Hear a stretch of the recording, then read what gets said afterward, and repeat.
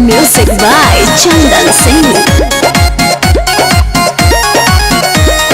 यादव जी के बैगन भूल जाइबू। अरे ध्यान से सुन, यादव जी के बैगन भूल जाइबू, केला बाबूआन के खपूल जाइबू।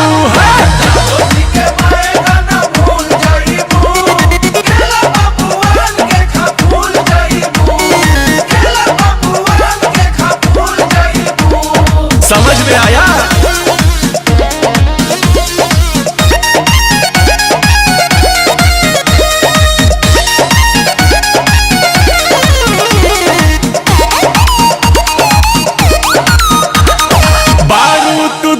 बर पातर हो, कमर हो जाई चाकर हो, बाबू साहेब से मिलन कर, रोज नता दे के आतर हो।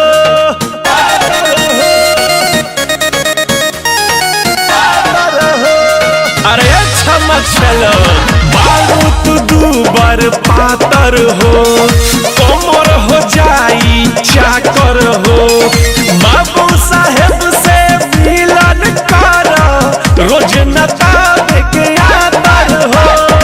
इनका कोरा में जब झूल जाइबू, अरे मजा आ जाई पागल, आके तो देख। इनका कोरा में जब झूल जाइबू, केरा बाबूआन के कपूल जाइबू।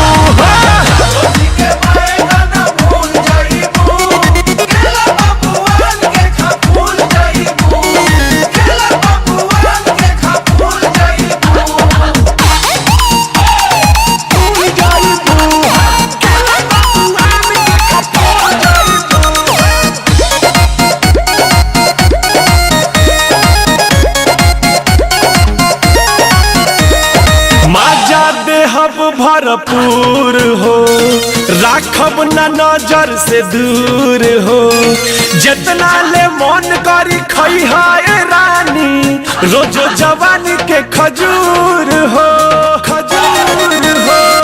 अरे आज ठाकुर के हवेली पर